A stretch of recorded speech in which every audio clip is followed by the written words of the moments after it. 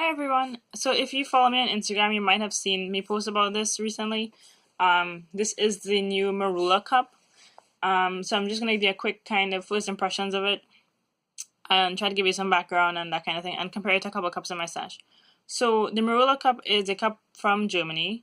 Most of the kind of literature on the cup is in German. So um, they send an instruction manual in English, but any kind of chatter about the cup is mostly in German. So everything that I know, I kind of know secondhand, or I tried to cobble together from translations. Anything that I know, sorry, that's additional to what's in the manual. So this, as you can see, the cup is pretty different shape than what's typically on the market for a menstrual cup. The one that is closest to is the Femicycle, but it has a few differences from Femicycle. So I'll just kind of talk about that. Actually, let me talk about the cup first. So it's kind of, as you can see, like pretty much a bowl shape. It's spherical. It is 40 millimeters at the rim in diameter, and at the widest point, it's 46 millimeters wide. I don't have the dimensions for the length of the stem off the top of my head, but the idea is that it is a one-size cup.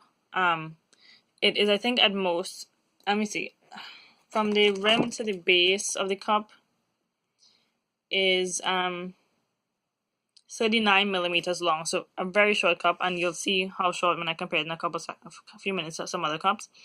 But the idea is that it's a one-size cup, and you don't need to measure your cervix height before you try it. All you would do is adjust the length of the stem depending on your cervix. So if you have a high cervix, you leave the stem fully intact. If you have a kind of medium height cervix, you would trim off the bottom and keep 2 of the rungs, and if you have a low cervix, you would trim off the lower 2 and keep this last rung up here. So I have a low cervix. I will probably follow the recommendation and trim these bottom 2 pieces off. It has absolutely no grip rings on it, so you will need this to get the cup out.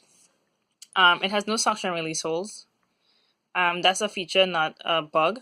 The idea, I think, is that I'm not really sure what the science is behind it, but how I think it is meant to work is that the cup will I think this is similar to the Femicycle as well. The idea is that the cup will suction a little bit stronger, and then you don't need it doesn't need to be fully inflated. That's what I'm trying to get to. So when you insert this cup, you need the rim to be fully open, but the cup itself can stay inside of you a bit collapsed, and it's not going to slip and it's not going to leak because the suction is a little bit stronger because it doesn't have those suction release holes. So I think that's the main idea behind leaving them out.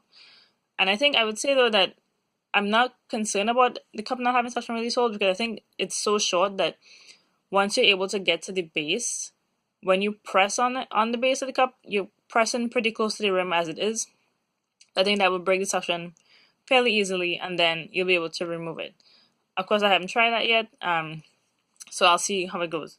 I will say though, I have tried the Femicycle low cervix, which is the same construction in terms of the actual body of the cup. The main difference is the stem. Same construction as the original Femicycle, I mean.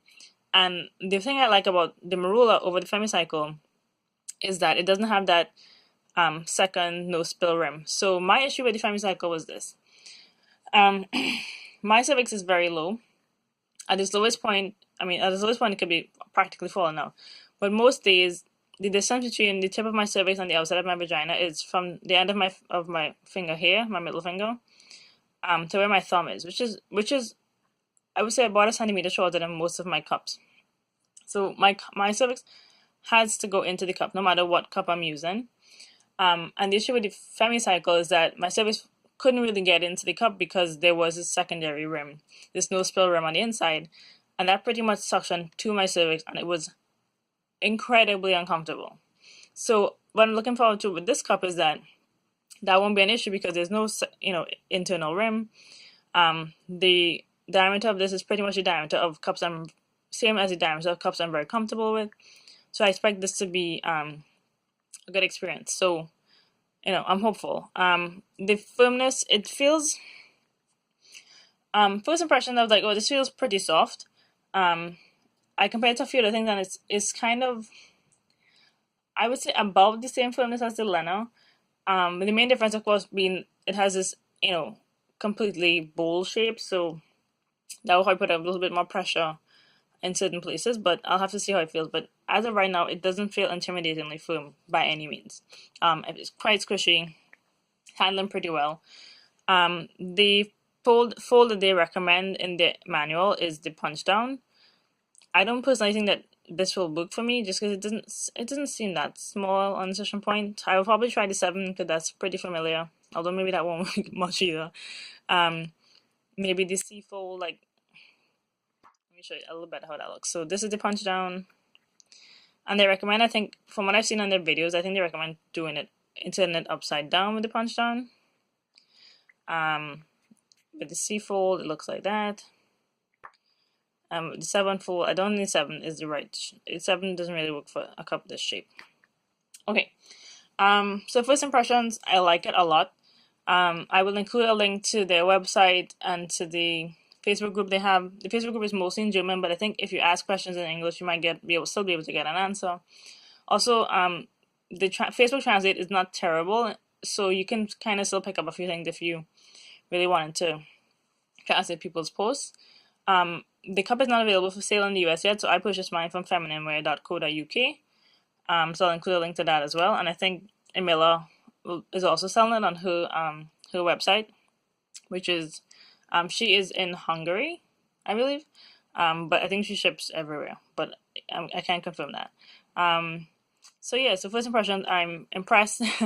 I will say this kind of might look a little flimsy because it is very flexible, but like it feels solid pulling on it. Also, I'll say that the silicone is a nice kind of matte finish, so I feel like I can get a good grip on it without my fingers sliding off. So again, I don't expect any like functionality issues with the cup. So to compare it, I've picked my kind of like my regulars to compare it to. Oh, I should say the packaging. It comes with this pouch. The cup comes in 4 colors, so there's this fuchsia. Some websites mark it as red, but mine is not red by any means. It's pretty much just pink. There's a kind of a bright green, a yellow, and a blue. And you can get it, I think, with a full box, depending on where you buy it from. But when we bought it from a friend and I bought it together from feminineware.co.uk, and it came in just this little paper bag with the instruction pamphlet. The pamphlet is very good. It explains, their recommended fold, the fact that it doesn't need to open all the way, the height you need to trim it to. So if you want to pause it here, you can see the different dimensions. It has a very high capacity, 38 milliliters. So that's what I'm most excited about because I can't really get full capacity out of most of my cups. So I'm excited to see if I get an extra hour or 2 with this on a heavy day. Kind of just like cleaning and whatnot. This is the creator of the cup. Her name is Marie Forstmann. And it explains why Merula is different from other cups. Hopefully you can pause this and read it. It explains like why it's one size and why it works for everybody and that kind of thing. So pretty well thought out design, I think. Okay, so I'm going to compare it to my regulars. My handy dandy cups, my cups that always work for me. So Super Jennie first. So of the cups that I use most regularly, this is the largest one. So as you can see, the Merula is quite a bit shorter. Super Jennie, it's almost impossible to compare the firmness just because by doing a squish test, because of the shapes. But in my hand, the Super Jennie is definitely softer. This is not really a fair comparison. I'm going to try to do it. You can see the ball of the Merula like squeezes the Super Jennie all the way in immediately. Let me try to just compare the rims. Super Jennie is still pretty much softer. Comparing to the Ruby, so of the cups I use most regularly, Ruby is the smallest, and you can see it's even shorter than the Ruby. I'm very excited about the height of this cup, because if it fits and it's comfortable, and I can get the capacity, I might have a new favorite. So we'll see how that goes. So it's shorter than the Ruby. I would say about the same diameter as the Ruby. The Ruby is softer, but again, it's kind of hard to compare because of the ball from the Merula. And then the Lena. So I'm going to compare it to the Lena Sensitive first. Initially, my thought was that it's similar in feeling to the Lena Sensitive, but the Lena Sensitive is definitely still softer. a good, I always forget how soft this cup is. It's really a pretty soft cup. Medium soft. So that's the inside of the Lena Sensitive, inside of the Merula. Okay, so the Lena. The Lena is about as firm as I'm comfortable going with a cup, especially like in the body area. So let's see how those two compare. Again, similar diameter. Maybe the Merula is a little bit wider with the internal diameter. Definitely shorter than the Lena. And let's see how the firmness compares. So obviously the firmness is pretty close, just because the shape of the Merula makes it inclined to kind of press in. But given that it's not depressing all that quickly, I would say its firmness is kind of similar. But like in my hand, it doesn't feel firm in my hand. So I would say the Lena is borderline firmer, just about the same. And I think the reason why I'm not really concerned about the firmness is because the cup doesn't need to be fully open inside of you. So long as the rim is open, I think I can get away with I'm not concerned about the shape or this extra kind of volume here, putting too much pressure, because the cup doesn't actually need to be expanded all the way. So I'm going to get this boiled. By the time you see this video, my period will probably be almost done. But as of while I'm filming is about to start, and I've started spotting, so I'm going to boil this cup and try right away. So a review will be coming in next week or two. Thanks for watching. Bye.